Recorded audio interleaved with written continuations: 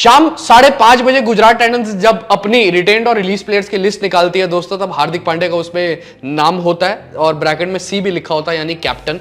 और सब शॉक हो जाता है कि हार्दिक पांड्या वापस गुजरात टाइटंस में कैसे, जबकि खबरें आ रही थी कि हार्दिक पांड्या को ट्रेड कर दिया जा चुका है मुंबई इंडियंस में। अब थोड़ी देर पहले यानी शाम 7:25 पे, आप 7:30 लगा लीजिए, तब एक और ऑफिशियल अपडेट आता है, कंफर्मेशन आता है कि हार्दिक पांड्या जा चुके हैं मुंबई इंडियंस, उनको ट्रेड किया जा चुका है मुंबई इंडियंस में। और 8 बजे एक और खबर आती है कि कैमरन ग्रीन को आरसीबी में ट्रेड किया जा चुका है। इर्द गिर्द गोल गोल खबरें वापस से घूम रही हैं और एक ही बीच में कॉमन फैक्टर है, हार्दिक पांड्या। अंश, हो क्या रहा है बीच में? ऋतिक भाई, मुझे तो लगता है इस साल का जो ट्रेडिंग विंडो है उस पर पूरी एक मूवी बनाई जा सकती है जिसका टाइटल होगा हार्दिक पांड्या।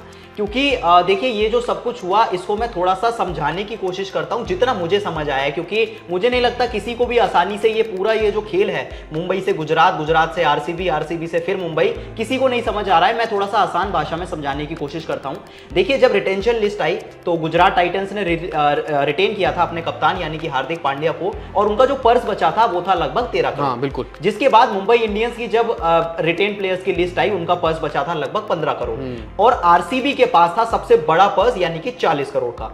अब देखिए, सीधी सी बात है, अगर आपको हार्दिक पांड्या जैसे प्लेयर को टीम में शामिल करना है जो कि 15 करोड़ के थे, तो आपको 15 करोड़ अपने पर्स में चाहिए, और मुंबई के पास सिर्फ 15 के आसपास ही करोड़ थे पैसे बचे हुए पर्स में। अगर आप 15 करोड़ को सीधे सीधे गुजरात को दे देंगे तो आप ऑक्शन में जाकर करेंगे क्या? तो बहुत स्मार्ट प्ले यहां पर मुंबई इंडियंस ने किया कि उन्होंने कैमरन ग्रीन को भेजा आरसीबी के पास, जिनके पास 40 करोड़ का पर्स बचा हुआ था। अब आरसीबी के 40 करोड़ के पर्स में से जो कैमरन ग्रीन का अमाउंट है वो माइनस हो जाएगा, और वो उस अमाउंट के पास, और वो उस अमाउंट के साथ पहुंचेंगे आईपीएल ऑक्शन में।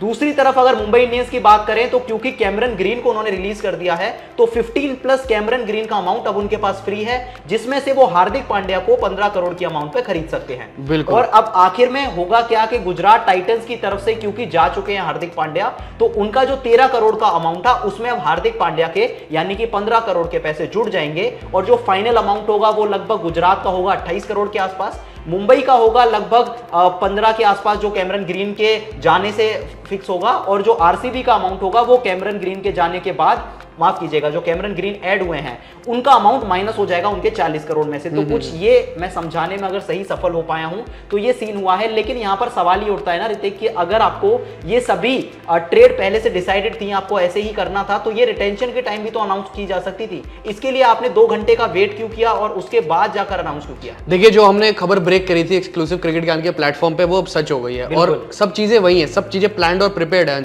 अंडर द टेबल क्या कुछ हो रहा था वो यही कुछ हो रहा था। इसका साफ तौर पे मतलब निकल के ये आता है, जो आप चीज बता रहे हैं, आपने जो यूजर्स को हमारे समझाइए, बहुत अच्छी समझाइए, मैं भी इस चीज से इत्तेफाक रखता हूं, और ये कैलकुलेशंस बिल्कुल वैलिड है। और इसकी जो निकल के सामने चीज आ रही है, यानी कि मुंबई इंडियंस और गुजरात टाइटंस के बीच में ट्रेड नहीं हुआ, ये 3 टीमों के बीच में ट्रेड हुआ है, यानी कि आरसीबी, गुजरात टाइटंस और मुंबई इंडियंस। ये अंडर द टेबल ये कुक हो रहा था, पकाई ये चीज जा रही थी, पूरी की पूरी खिचड़ी ये पक रही थी अंडर द टेबल। जो चीज मैंने ब्रेक करी थी, मैंने ये बताया था, यानी कि क्रिकेट ज्ञान के प्लेटफॉर्म में हम सबने एक चीज ब्रेक करी थी एक्सक्लूसिव बनाकर, कि राहुल सांघवी जो कि इसके पीछे शख्स हैं ये सब चीज़ें प्रिपेयर करने में, देखिए क्या दिमाग चलाया उन्होंने। मतलब अपने साथ साथ आरसीबी को भी ले लिया, पर लेकिन यहाँ पे है कैमरन ग्रीन को उन्होंने ट्रेड तो कर दिया है, पर लेकिन गुजरात टाइटंस इस चीज़ से फायदे में ये है कि वो सारी टीमों में सबसे ज़्यादा पर्स लेकर उतरेगी ऑक्शंस में, तो ये एक बहुत अच्छी चीज़ हो गई। पर लेकिन कप्तान तो गवा दिया। अब हार्दिक पांड्या जाने वो तो उन्होंने किस चीज़ के लिए, अब लालच कहूँगा तो वो गलत वर्ड हो जाएगा, पर किस चीज़ के लिए वो मुंबई इंडियंस में गए हैं। और एक खबर ये भी आ रही थी कि रोहित शर्मा से जुड़ी खबर, कि रोहित शर्मा को जो है बताया नहीं गया था इन सब चीज़ों के बारे में, तो रोहित शर्मा शुरुआत में नाराज़ थे, वो खैर पुरानी हो गई। पर लेकिन आज की जो लेटेस्ट खबर ये आ रही थी रोहित शर्मा के बारे में, अभी थोड़ी देर पहले की, जब अभी ये रिटेंशन के बाद वाली जब खबरें थी 7:30 बजे के आसपास, ये खबर थी कि हार्दिक पांड्या ने मांग की थी कि उनको कप्तान बनना है। पैसों की तो मांग उन्होंने करी कि मुझे इतना सब चाहिए, पर कप्तान बनने की भी मांग करी थी। पर आपके पास ऑलरेडी रोहित शर्मा है, टीम इंडिया के कप्तान है वो, तो कहीं ना कहीं आप उनको अगर हटाते कप्तानी से तो अपमान हो जाता। पर अब वो ही पता लगेगा कि मुंबई इंडियंस जो है किन प्लेयर्स को लेके उतरेगी मैदान में, जब वो खेलेंगे आईपीएल 2024 में, वो सब तब क्लियर हो जाएगा। पर लेकिन यहाँ पर इतना क्लियर हो गया, Hardik Pandya has been officially traded to Mumbai Indians. ये चीज पूरी क्लियर हो गई है। अंडर द टेबल बहुत कुछ पकाया गया, इसके बारे में मैं एक्सक्लूसिव वीडियो अपने दर्शकों के साथ शेयर कर चुका हूँ क्रिकेट ज्ञान के प्लेटफॉर्म पर। बिल्कुल ऋतिक, ये बहुत ऑफिशियल था, पहले से काफी ट्रस्टेड सोर्स से ये न्यूज आई थी कि जाने वाले हैं हार्दिक पांड्या मुंबई इंडियंस में। अब किस तरह से जाएंगे, क्योंकि पर्स भी एक इशू था।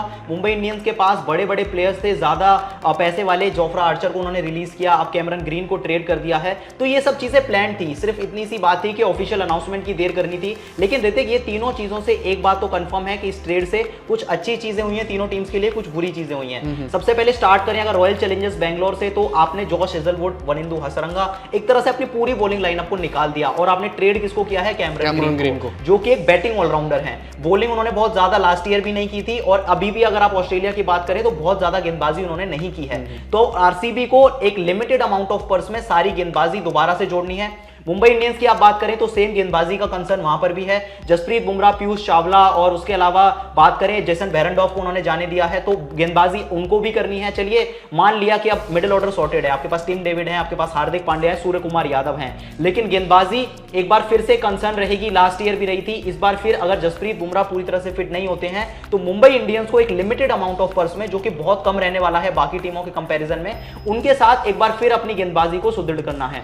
अब अगर ऋतिक आखिर में गुजरात टाइटंस की भी बात कर लें तो जरूर आपके पास एक बहुत अच्छा पर्स है, लेकिन मुझे लगता है कि आपको ढूंढना होगा कप्तान। नाम आपके पास है, केन विलियमसन है, शुभमन गिल है, लेकिन इतना आसान नहीं होगा। जिस तरह से हार्दिक पांड्या ने इस टीम को लीड किया है, मुश्किल होगा एक विकल्प ढूंढना। मुझे लग रहा है और खबर भी आ रही है कि चर्चा शुभमन गिल के इर्द गिर्द हो रही है कप्तान बनाने में। और बात करें मुंबई इंडियंस की तो हार्दिक पांड्या जो है वही है कि allrounder to allrounder direct replacement हुआ है कैमरन ग्रीन से। और मैं तो कहूँगा भाई, मतलब पूरे टेबल्स टर्न कर दिए और बहुत चीज़ें घूमती हुई नजर आई हैं इर्द गिर्द। और मेरे को तो समझ नहीं आ रहा, मतलब 2 घंटे बर्बाद करने से अच्छा पहले ही बता देते, उस टाइम ही हम लाइव में चर्चा कर लेते। पर खैर, हमने वीडियो तो अब करनी थी और कर भी लिए हार्दिक पांड्या के बारे में। और ये अपडेट आया दोस्तों फाइनल के, Hardik Pandya has been officially traded to Mumbai Indians.